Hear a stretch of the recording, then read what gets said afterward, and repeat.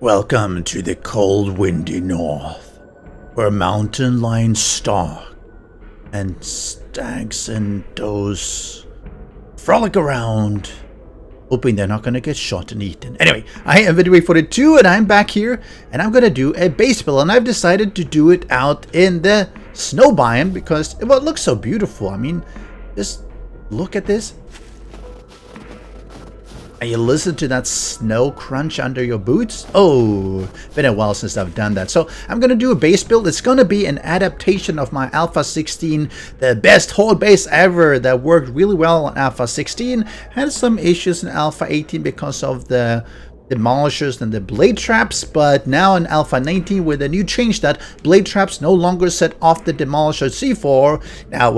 Now we just have to use blade traps. So I'm going to make a variant of it. It's going to be slightly different than the Alpha 16 because some of the AI has changed. So first off, let me start off by putting back that. Actually, that's not what I want to start with. So we're going to do first, we're going to start with 6, 2, 3, 4, 5, 6. And the reason this is 6 is because it's effectively the front.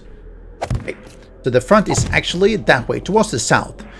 And here, we're going to do just a ramp up. Ramp up is useful because it helps to concentrate the blade trap hitting their heads, which does more damage.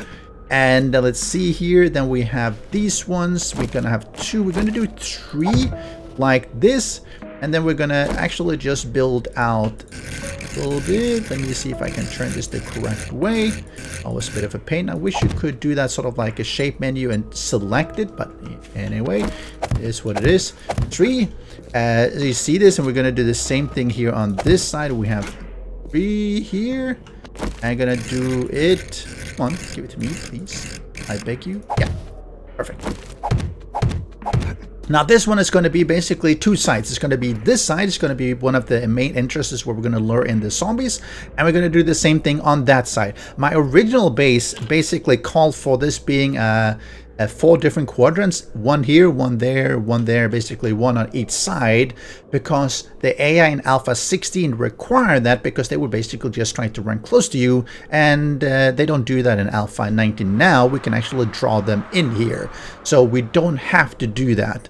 And that means that we can just do 2 sides, and that basically makes it actually a lot easier to wire up and easier to explain. When I did it 4 ways, there was a lot of confusion about how to wire it up because it's a little bit tricky to make it actually work. But you see here, we have this basic setup here. I am going to then put up, let's see here, 3 layers here of arrow slits, and these are here to protect protect a little bit for the dart traps that are going to be behind. Actually, we're going to put one here. Going to put one here, and we're actually going to put one here as well, because we might put the 4th one as well. Actually, we might not put that one here. Let's just do 3 for now. I give a little bit of extra space just to expand it if I really want to, and of course you can have it even further, and it effectively becomes a kill corridor. So let's do this, just a step behind, something like that, and we're gonna here start by putting in the dart traps, and I'm basically gonna do the first layer, and the second and third layer are going to be effectively the same, so I don't have to show all the hookups that way. Do I have any more dart traps? I do. And let's do, I really like that you now can see which direction it's pointing at, because that makes it a lot simpler. Behind, we are going to put in a tripwire, important, and behind that we are going to put down an electric fence. Important. We want to make sure we are stunning the zombies at the same time as we are shooting on them with all of our dart traps, because that just means that the damage output is going to be so much greater. Something like that. And it's going to be the same thing here as well. So let me start with this one. Hello, are you going to be at dinner? So now we have that, and let's put on this one there. Put on this one there as well. So we are then going to have some poles, and we are going to use reinforced 3 concrete poles. We're not going to, and make sure it's not the centered ones. And of course, to make these ones, you would put down the wet concrete, and they would have to set, to cure, whatever you want to call it. And we're not going to do that. I'm going to use the reinforced ones directly because it just saves me that time. And we're going to build this up. Let's see. So we have 2. We're going to do 3. Something like that should be all right. Don't really need to go any higher than that. And then on top of that, we are going to put down a block here where we can wait with that. We're going to do something like let's bring that up 1 higher. And the reason I want to have it at 1 higher because, for instance, whites can be slightly higher than 2. So it just, it's nice to have them a little bit more. And let's do something like that. Right, now you see how this is all coming together. I am also going to, and I forget that sometimes, I am going to do like this.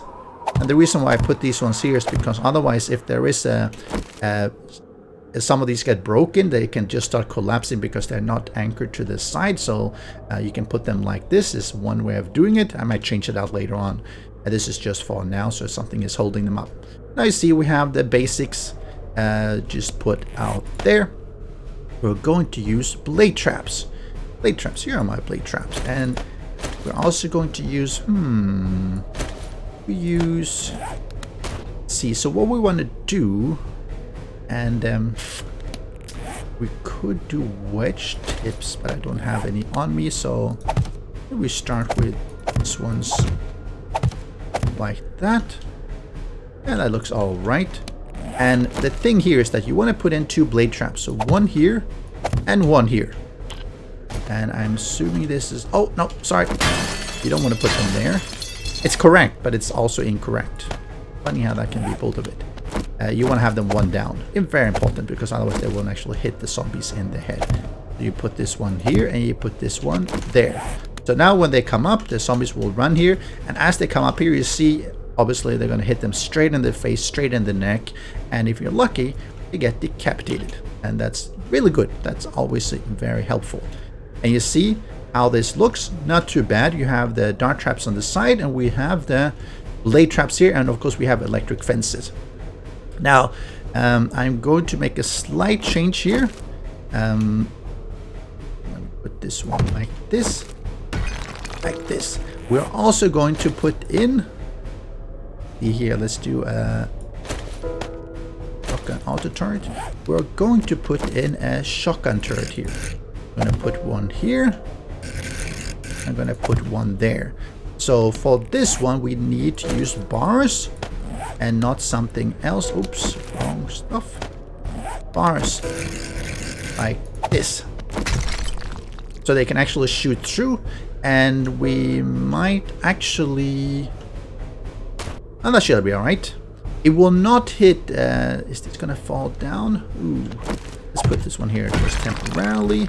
Once I put this one down, obviously this one is helping with the structural integrity as well. So now you see these ones are basically aiming at trying to hit the head here of any zombies that come up. We don't normally enable these ones unless we really need to, because they can theoretically trigger demolishers.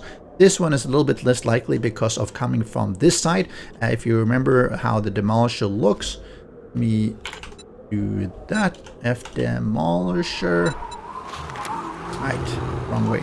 But you see the trigger is a little bit on the right side of him, so when he comes up here, he tends to, you know, get easily triggered by this one rather than by this one. That's something just to keep in mind. Okay, yeah, there. Having shotgun turrets, you can use auto turrets as well. It really depends on what you prefer. Sometimes what I do is that I use one of each just to give it a little bit of a variation. So I put in an SMG turret like this and an auto turret on that side.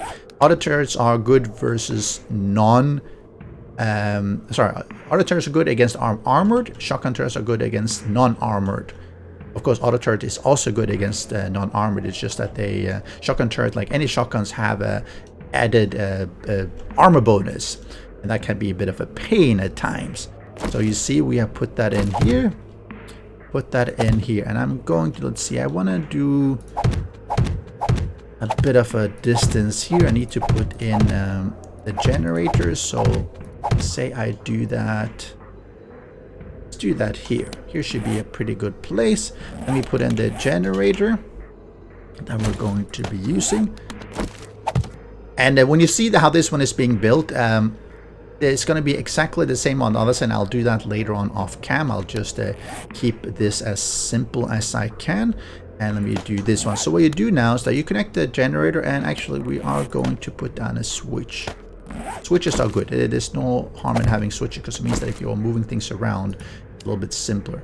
So with this switch, and this one is now going to go to the, like that, just so you can see which side is which. So power first goes to the A tripwire. It goes from the A tripwire over to the B tripwire, and this distance can be a bit of a challenge to get in. You have to be a little bit careful about how you stand and everything. It obviously works because you can have up to 14 distance. Then you have the tripwire B to electric fence B. Electric fence B over 2, and this might be a bit of a connection issue. So the distance, can I take that? Let's take that one out. It can be a little bit of a pain to get through sometimes, but they will fit. Sometimes just putting on the bottom layers first before you hook everything else up just helps, because then you don't have the issue I just had. Let's put this one back. And of course, if you have a land claim block, you can just pick it up. You don't have to actually destroy it. So let's do that. Let's, this one, we don't need that. So now we have basically everything working for the electric fence. Now we want to start triggering the dart traps as well, and what we do is take it from the B side, because this is the one that gets activated. We simply connect it to the dart trap. We take that again, connect it to the dart trap. And what I like to do then is also from the bottom one, I go across to this side. Come on. Good. Side, come on, please. And from this one up. So now what happens is that if the tripwire gets triggered, the electric fence also gets triggered, and all these 4 ones also get triggered, and that's exactly what we want. Now you want to duplicate that with all the way out here, whether you want to do 1, 2, 3. What I normally do when I build this kind of thing is that I start with putting in 1 on the inside, because that's the most important part. Then as you get more resources and dart traps and everything, you can easily just put in more. And if you notice here, this one for instance, I should do that just to show what I really mean. Drop this one and drop this one, because of this is also something you want to take into account. Same. No, please. All right, let me copy the rotation there. So these ones, when they fire crosshair, you've noticed that it's the same layer here. This one, they'll be sort of partially up and everything, so doing this one is enough. You don't have to do this one above, simply because it'll probably hit the blade traps anyway, as long as they are functioning, so you don't need to do that. Once you come down here, you might as well do it on this layer, because they'll be spending a lot of time here, and you have the same here. We're gonna do this, and we're gonna do copy rotation, because I can't see it. Thank you, game. Something like this. So this one has 2, this one has 1, these ones have 2. And as long as you do that when you're building this, it means that later on you don't have to actually take them out. Something like this. And this may be for now. So that's how I would build it, and then you just fill up with the dart traps once you actually get them constructed. And you don't have to have all actually enabled all the time. It depends on how high your game stage is, how many radiator you get, and stuff like that. The more you get, of course, the better it is, but it also, of course, uses more resources. But the basics are here. Now the question is, how do you get the blade traps to actually trigger? What I would do is that I would normally have that. Let's see, you need to do it this one, I would have it from this one. I would do it such that the blade trap is being triggered by the second layer behind the first one. So that, let's see, get the by, there we go. So that it's controlled by this one rather than anything else. The reason being is that, let me get one down, this, more, and more. You could have it even further out, but this one is a fairly safe one. So when you connect this one, just like you did previously, you get everything hooked up. So let's say all this is hooked up. Then you take from this side and you hit the blade traps. Like this. Which means that if you have them connected up properly, and I'll connect just this one. Let's here. There we go. Once you have connected this one, when they come up here, now the blade trap will start spinning. So generally, right as they get up into this space, the blade trap is spinning. And that's usually sufficient time as well. It does mean that if you have one zombie that comes up here and it survives the blade trap, once it's here, he's no longer triggering this one, which means that it's no longer spinning the blade traps. But during any horde, there'll be so many of them that it doesn't really matter, because if he's just standing here, he's going to get killed anyway by the dart trap. So it doesn't really matter if this one is specifically hitting him. And if you have a lot of zombies, don't worry, the blades will have plenty of targets to actually be slicing. So something like this. Okay, I've gotten a little bit further here in the construction. I've put everything in except dart traps on these ones. Let me bring a few more. 2, 3, let's walk that. Let's go over to this side and do the same thing. 1, 2, that should be enough. All these ones have been filled up as well, and everything has been connected. So yeah, so let me do this. I am going to temporarily, let me just block off a little bit here. This is not going to be here later on. I need to do this just to ensure that I don't have zombies going around everything, because you might see that as a more preferred place or directional path. Let's do this. Let's get a couple of Darlenes. Right, they should be walking up here, and again, these are just regular zombies, so we'll do some barrel and everything. You see, they hit the first ones, hit by the dart traps and the blade traps, and well, and they died, and they took a little bit of damage here. Oh, this one took a little bit of damage, this one took none. But let's get in a little bit more difficult ones, let's say like that. Barrel ones, so they make it up here. Still take massive damage, both from the blade traps, and yeah, that was 12. So let's do 25. Who should we do? Joe Farrell.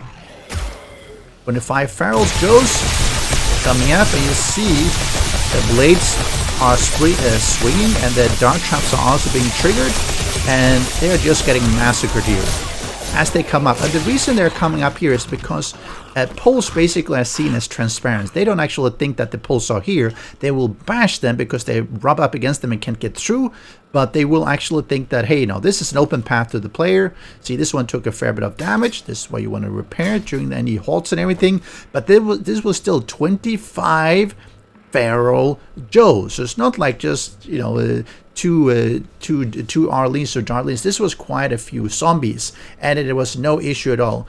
Look at these ones. Is on a number of them, 11 per each, probably more for this one. Yep, because this one gets hit first, and that's really what you're trying to do. You're trying to layer the damage from these ones, electric fences. They take a little bit of degradation, but they're layered, so there's multiple. You also have multiple dart traps, and then you still have the blade traps. I have not connected these ones, and I probably should. Let me show you how to do that as well. Let me try to get through. Let's do this one too. No, let me do another. Let me see. Where's my switch here? Let me do another switch. Let me put it there just for convenience. Let's connect here. So we connect this switch to this one, and this one to here as well. And then I am going to turn this on. I'm going to aim this a little bit. I'm going to try to aim it a little bit like something like this, because I wanted to not... oop, where did I end up going? I don't want it to take them all necessarily, except for when they're getting close. Now I have actually blocked off a fair bit anyway, so it might not matter. You see there's very little visibility except right in front, so maybe I just leave it like that. Let me get them some, let's see, shotgun. Get some 9mm. And turrets are actually fairly good for... These ones are actually fairly good at just using up all your ammunition. Probably end up with quite a lot of at least 9mm that you might not be using, and having some of these is useful. Make sure you lock the ammo. Let's say you tag in zombies at least, and that should be it. So if I turn off, and now I can't do that though. Ooh, let me do that straight here. I want to turn off this one as okay. I think it should be off now. So now we have at least the turrets, but we don't have everything else. So let me spawn in just a little bit. Not 25. Let's do something like that. They should. Oh yeah, being hit by the turrets on the side. Now I would normally not be turning these ones on. What I normally do for these builds is that I keep them off, but I have everything on a switch, so that if I see that these ones are starting to take so much damage that I need to do something, then I will start to enable them. And usually for these ones, what I also do is that I will upgrade them to steel. The reason I want those steel is because you want to get more durability, because otherwise they might not last the horde. The good thing though is that the zombies actually have to take out 2 of these ones before they can actually get through. If they take out this one, they can't get through because they're actually taller than that. So if we do that, something like that one, that should help to just give them that little bit of extra durability for the horde. And of course you can repair during the horde as well. Let's do this. Let's do white. Let's get in a couple of these ones. And see, same thing here. Now what you see happening here is also undesirable, and I'm going to show you why as well. The problem here is that they decide that, hey, if I go through here, it's actually less effort than if I just go through these ones, because, well, now you saw the issue here. They went around because, well, that's why I wanted to block off. I didn't want them to actually be able to get to me here. Come on.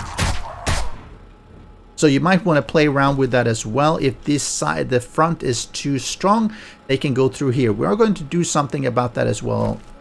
And let me start by doing that. What I normally advise doing is to try to simply block it off.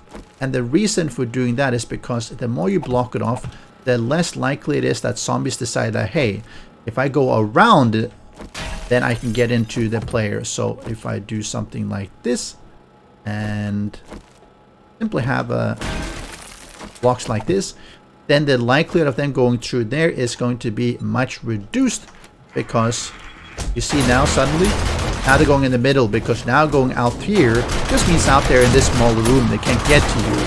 And of course this is where you could have, for instance, I do that later. I'm going to put in a wall patch and stuff like that, just to make it harder for the zombies to target going through the wall, but make it easy for you to...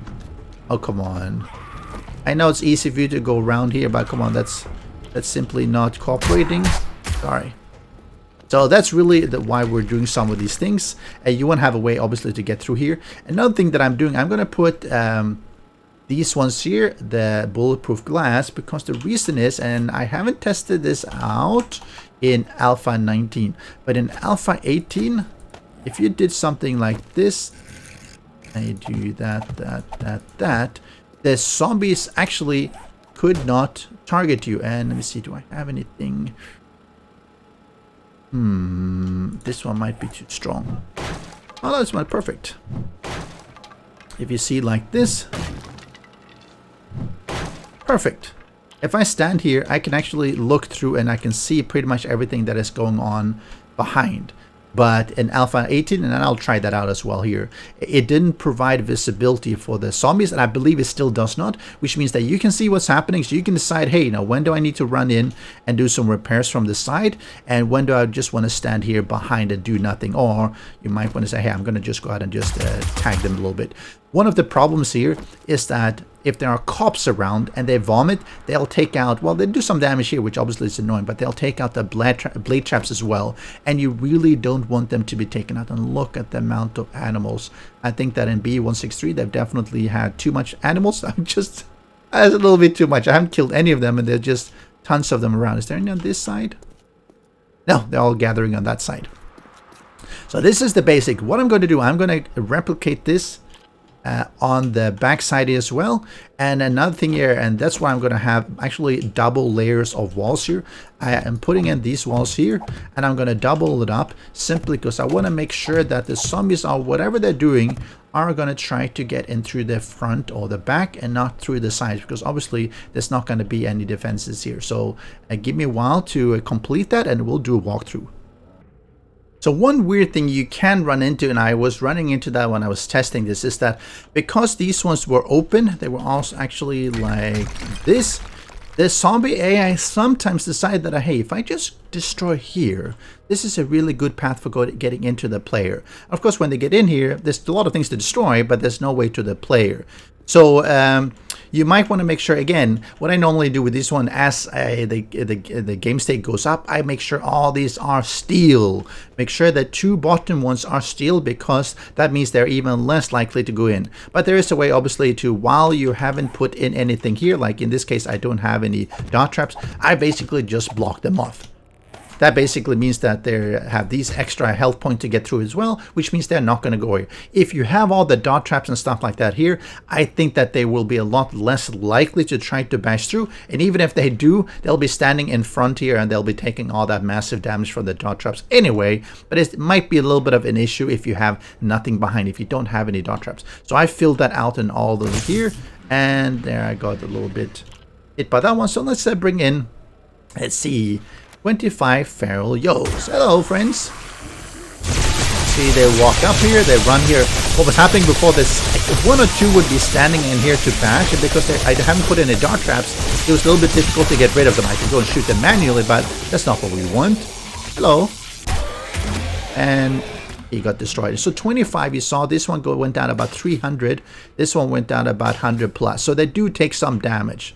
And here you have the finished base. Pretty much finished anyway. It has basically 2 identical sides where the zombies will run in, hopefully. We have the sides where there's really not much. And of course, here's the second side. And we have blade traps. We have some dart traps. I have only hooked up 3 per side, so we have 6 per side. You could fill in with another 8 here on this side and another 8 there. So you could definitely put in quite a lot more. So you manually put in, put in another 4 here and 4 there. So another 8 in addition to the 6 that I have per side as well. And yeah, I think it looks pretty good. I have also, let me show you inside. I break my leg. I put a way up here with a ladder. And you go down here. Of course, you would probably want to close that one. I then have where you can stand. You could do some melee fighting here. The problem you have, though, is that you'll probably end up getting zombie cop vomit that will take out the blade traps. If the blade traps have been taken out, which is not unlikely during a Blood Moon Horde, then feel free to just go up there and fight in melee and everything. That's just fine. There might be some vomit back here that you have to repair, but that's not really that horrible. I do have my areas here totally enclosed, so you can get back here if you want to do some repairs and everything. You're going to refill these ones or the shotguns and stuff like that. That works as well. I have locked these ones, and I have, as you can see, I've double locked these walls. And the reason is really to make sure that the zombies come here and don't come on the side. Hopefully that works. If it doesn't, I will definitely have a problem. We have a bit of a platform down here. The reason being is that sometimes if you stand here, you see this one is a little bit in the way. Then you can sort of hunker down, but maybe you don't want to do that. Maybe you just want to stand here to have a good view on both sides. And that works as well. Of course, if you want to stand there, you can. Do make sure you don't open these ones and don't destroy them. And hopefully the cop vomit doesn't end up... well, hopefully you don't get targeted by the cop vomit. You also have these ones, so you make sure you repair them. These ones are likely to take damage during the Blood Moon Horde. They are steel. I steel them up. So when they take a lot of damage and they start breaking, or they go down to reinforced concrete, make sure you go and upgrade them again to steel. Otherwise, you will have a problem. But I think we've been waiting long enough. It's time to throw in a Blood Moon Horde. I'm going to do, let's see, what game stage do I have? 178. I'll probably increase this a little bit by bumping the day a little bit to maybe, I don't know, 100 something. And 16 concurrent zombies, and we'll see how that turns out. And the Blood Moon Horde is rolling in, and the sun is setting. Oh, isn't it so beautiful up here in the north? All right, the zombies are coming in. Let's see here. They're coming from this side. All right.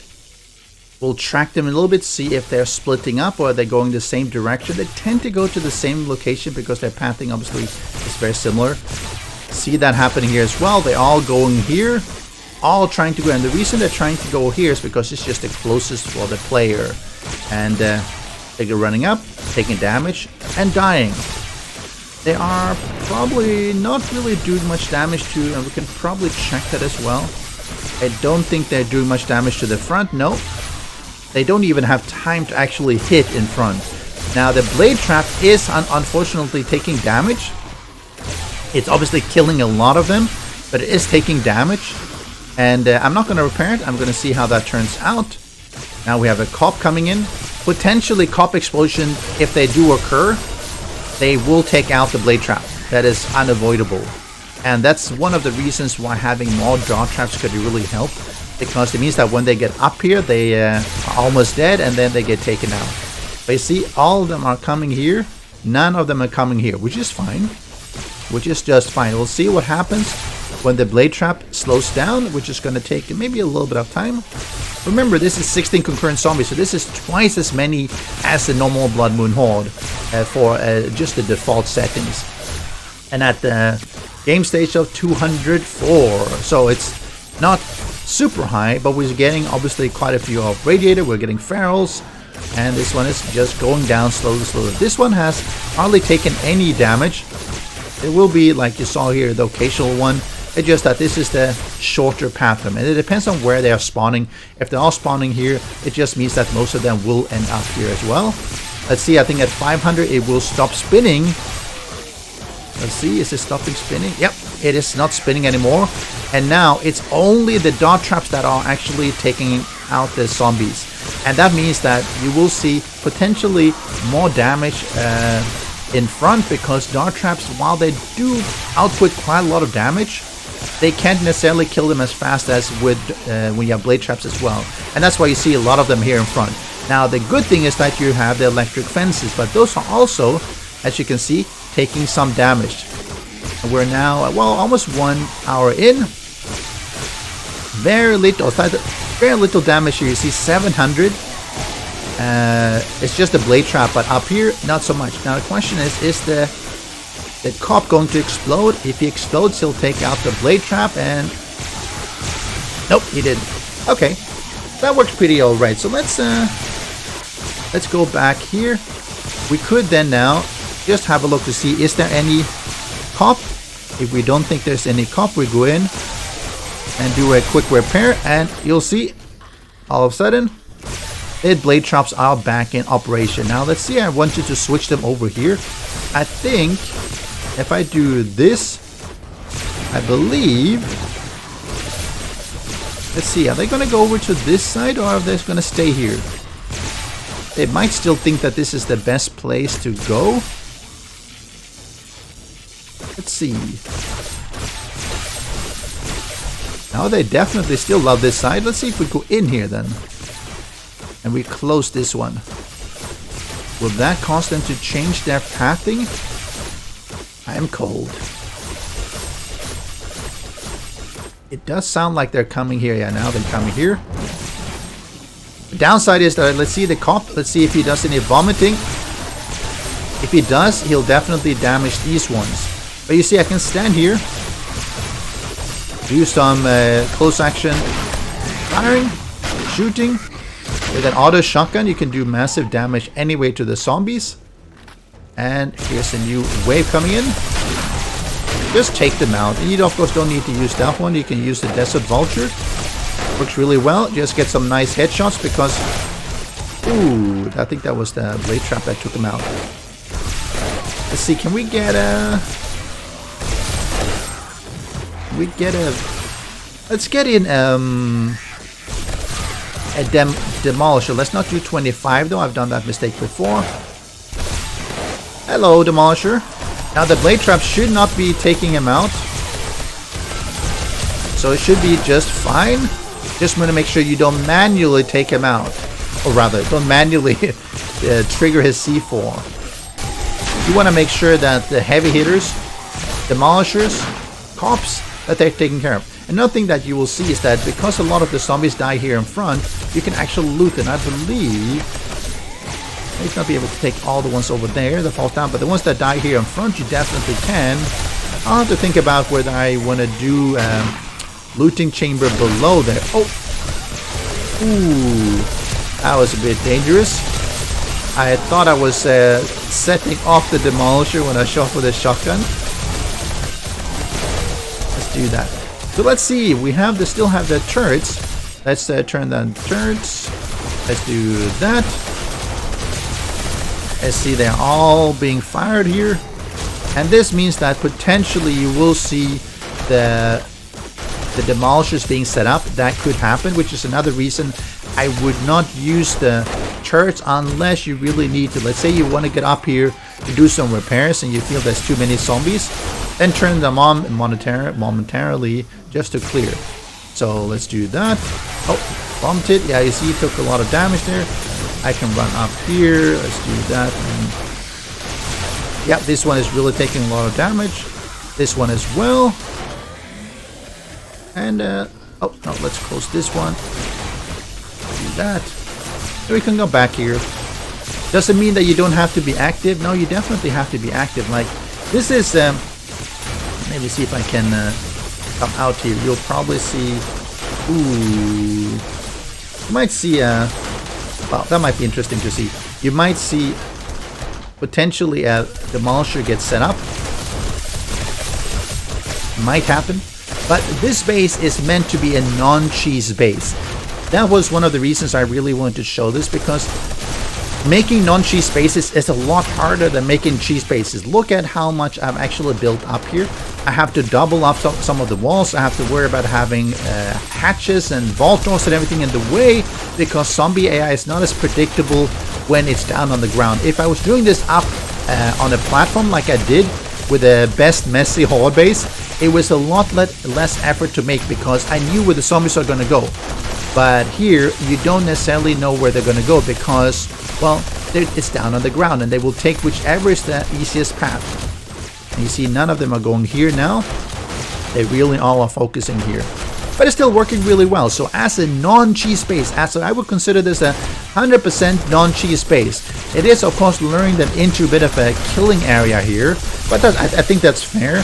And then we're using all these traps in order to just decimate them.